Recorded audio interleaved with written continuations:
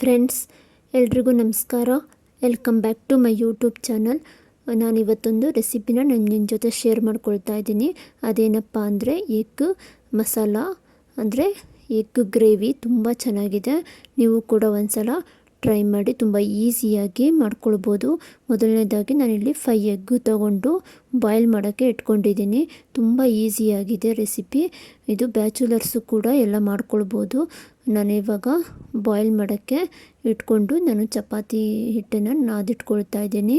ನೋಡ್ಬೋದು ನೀವಿಲ್ಲಿ ಎಗ್ಗನ್ನು ಬಾಯ್ಲ್ ಆಗ್ತಾ ಇದೆ. ಇವಾಗ ಸ್ವಲ್ಪ ಇದಕ್ಕೆ ಈರುಳ್ಳಿ ಟೊಮೊಟೊನ ಬೇಕಾಗುತ್ತೆ ಒಗ್ಗರಣೆಗೆ. ಸೊ ಅದಕ್ಕೋಸ್ಕರ ಕಟ್ ಮಾಡ್ಕೊಳ್ತಾ ಇದ್ದೀನಿ. ನಾನು 2 ಆನಿಯನ್ ತೊಗೊಂಡಿದ್ದೀನಿ. 2 ಆನಿಯನ್ ತೊಗೊಂಡು ಚಿಕ್ಕದಾಗಿ ಕಟ್ ಮಾಡ್ಕೊಳ್ತಾ ಇದ್ದೀನಿ.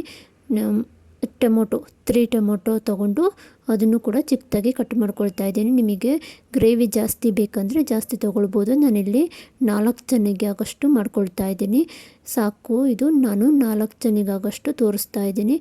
ನಾನು 3 ಟೊಮೊಟೊ ತೊಗೊಂಡಿದ್ದೀನಿ. 2 ಆನಿಯನ್ ತೊಗೊಂಡು ಎರಡನ್ನೂ ಚಿಕ್ಕದಾಗಿ ಕಟ್ ಮಾಡ್ಕೊಳ್ತಾ ಇದ್ದೀನಿ. ನಿಮಗೆ ತೋರಿಸ್ತಾ ಇದ್ದೀನಿ ನೋಡಿ, ಈ ರೀತಿ ಕಟ್ ಮಾಡ್ಕೊಂಡ್ಬಿಟ್ಟಿದೆ. ಇದು ಒಗ್ಗರಣೆಗೆ ಮಸಾಲೆಗೆ ಬೇಕಾಗುತ್ತೆ. ಇವಾಗ ಕೊತ್ತಂಬರಿ ಸೊಪ್ಪು ಕೂಡ ಕಟ್ ಮಾಡ್ಕೊಳ್ತಾ ಇದ್ದೀನಿ. ಇದು ರುಬ್ಬೋದೇನು ಮಸಾಲೆ ರುಬ್ಬೋದೇನು ಇರಲ್ಲ, ಜಸ್ಟ್ ಒಗ್ಗರಣೆ ಹಾಕ್ಕೊಳ್ಳೋದು ಅಷ್ಟೇ. ಇವಾಗ ಸ್ವಲ್ಪ ಪುದೀನ ತೊಗೊಂಡಿದ್ದೀನಿ. ಇವಾಗ ಬಾಯ್ಲ್ ಆಗಿದೆ, ಎಗ್ಗು ಬಾಯ್ಲ್ ಆಗಿದೆ. ಗ್ಯಾಸನ್ನು ಆಫ್ ಮಾಡಿಟ್ಕೊಳ್ತೀನಿ. ಎಗ್ಗು ಫುಲ್ ತಣ್ಣಗಾಗಬೇಕು. ತಣ್ಣಗಾದ್ಮೇಲೆ ನಾವು ಸಿಪ್ಪೆ ತೆಗೆದ್ರೆ ನೀಟಾಗಿ ಬರುತ್ತೆ. ಎಲ್ಲೂ ಎಗ್ಗನ್ನು ಕಿತ್ತೋಗೋದಿಲ್ಲ. ಬಿಸಿ ಇರುವಾಗಲೇ ನೀವು ಎಗ್ಗನ್ನು ಸಿಪ್ಪೆ ತೆಗಿಯೋಕೆ ಹೋದರೆ ಎಗ್ಗೆಲ್ಲ ಬರುತ್ತೆ. ನೋಡ್ಬೋದು ನೀವಿಲ್ಲಿ ನಾನು ಎಲ್ಲ ಎಗ್ಗು ಕೂಡ ಇವಾಗ ಸಿಪ್ಪೆ ತೆಗೆದುಬಿಟ್ಟಿದೆ. ಇಟ್ಕೊಳ್ತೀನಿ, ನಿಮಗೆ ತೋರಿಸ್ತಾ ಇದ್ದೀನಿ ನೋಡಿ.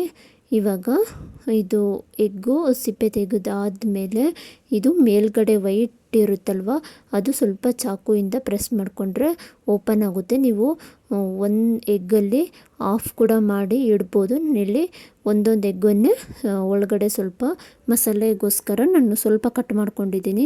ಇವಾಗ ಒಂದು ಪಾತ್ರೆ ತೊಗೊಂಡು ಅದಕ್ಕೆ ಆಯಿಲ್ ಹಾಕ್ಕೊಂಡು ಅದು ಬಿಸಿ ಆದಮೇಲೆ ಖಾರದ ಪುಡಿ ಮತ್ತು ಅರಿಶಿನ ಪೌಡರು, ಉಪ್ಪು ಇಷ್ಟು ಹಾಕ್ಕೊಂಡು ಫ್ರೈ ಮಾಡ್ಕೊಳ್ತಾ ಇದ್ದೀನಿ. ಫ್ರೈ ಮಾಡಿಕೊಂಡು ನಾನು ಇವಾಗ ಕಟ್ ಮಾಡಿಟ್ಕೊಂಡಿರೋ ಎಗ್ಗನ್ನು ಹಾಕ್ಕೊಳ್ತಾ ಇದ್ದೀನಿ.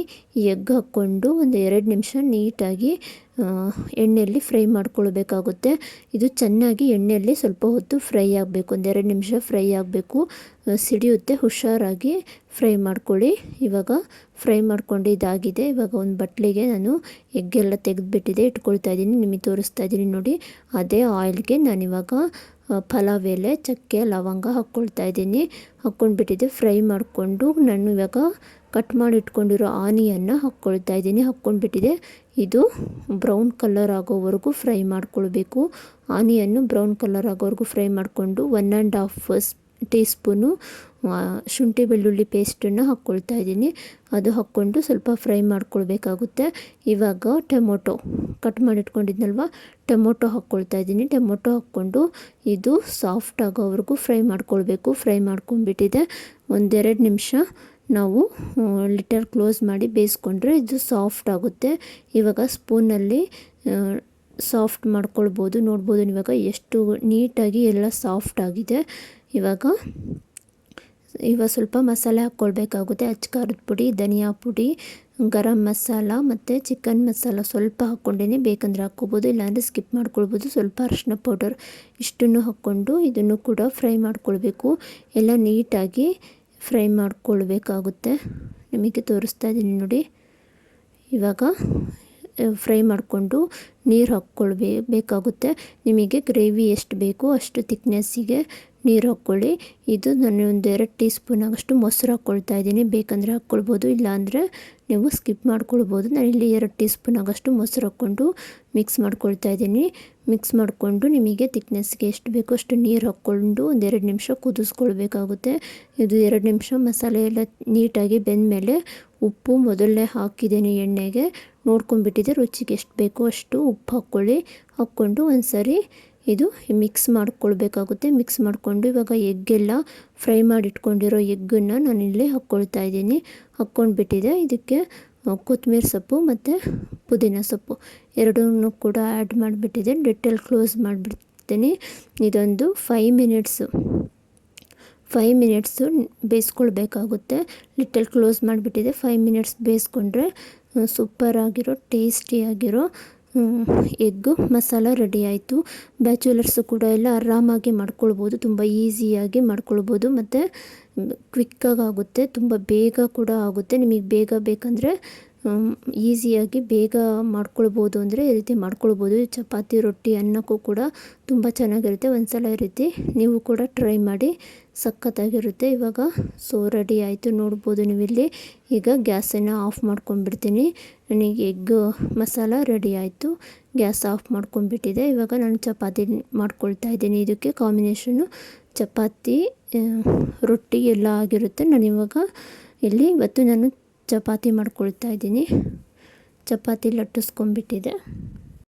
ಇದು ಮಕ್ಕಳಿಗೂ ಕೂಡ ಎಲ್ಲ ತುಂಬ ಇಷ್ಟ ಆಗುತ್ತೆ. ನೀವು ಒಂದು ಸಲ ಈ ರೀತಿ ಮಾಡಿಬಿಟ್ಟಿದೆ ಕೊಡಿ, ಎಲ್ಲರಿಗೂ ತುಂಬ ಇಷ್ಟ ಆಗುತ್ತೆ. ಇದು ನೀವು ಕೂಡ ಒಂದು ಸಲ ಟ್ರೈ ಮಾಡಿ, ಸಖತ್ತಾಗಿ ಬಂದಿತ್ತು. ತುಂಬ ಈಸಿಯಾಗಿ ಮಾಡ್ಕೊಳ್ಬೋದು.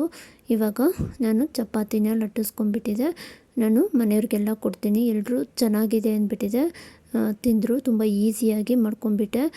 ಇವಾಗ ಚಪಾತಿ ಲಟ್ಟಿಸ್ಕೊಂಡ್ಬಿಟ್ಟಿದೆ, ಎಲ್ಲರಿಗೂ ಹಾಕಿ ಕೊಡ್ತೀನಿ.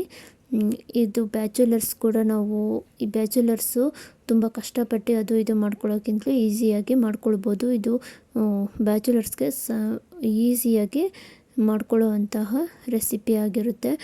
ನಾವು ಕ್ವಿಕ್ಕಾಗಿ ಮಾಡ್ಕೊಳ್ಬೋದಂದರೆ ಮಾಡ್ಕೊಳ್ಬೋದು. ಇವಾಗ ರೆಡಿ ಆಯಿತು. ಚಪಾತಿ ಮತ್ತು ಎಗ್ ಗ್ರೇವಿ ಎರಡು ಕೂಡ ರೆಡಿ ಆಯಿತು. ಸಖತ್ತಾಗಿದೆ. ಒಂದು ಸಲ ಟ್ರೈ ಮಾಡಿ. ಯಾರೆಲ್ಲ ಈ ಲಾಗನ್ನು ನೋಡ್ತಾ ಇದ್ದೀರಾ, ಪ್ಲೀಸ್ ಸಬ್ಸ್ಕ್ರೈಬ್ ಮಾಡ್ಕೊಂಡು ನೋಡಿ. ಯಾರಿಗೆಲ್ಲ ಈ ಲಾಗ್ ಇಷ್ಟ ಆಯಿತು ಅಂದ್ಬಿಟ್ಟಿದೆ ಕಮೆಂಟಲ್ಲಿ ತಿಳಿಸಿ. ಈ ರೆಸಿಪಿ ಯಾರಿಗೆ ಇಷ್ಟ ಆಯಿತು ಅಂದ್ಬಿಟ್ಟಿದೆ ಕಮೆಂಟಲ್ಲಿ ತಿಳಿಸಿ. ನೀವು ಕೂಡ ಈ ರೀತಿ ಟ್ರೈ ಮಾಡಿದ್ರೆ ಕಮೆಂಟಲ್ಲಿ ತಿಳಿಸಿ. ಇಷ್ಟ ಆಗಿದ್ದರೆ ಒಂದು ಲೈಕ್ ಕೊಡಿ.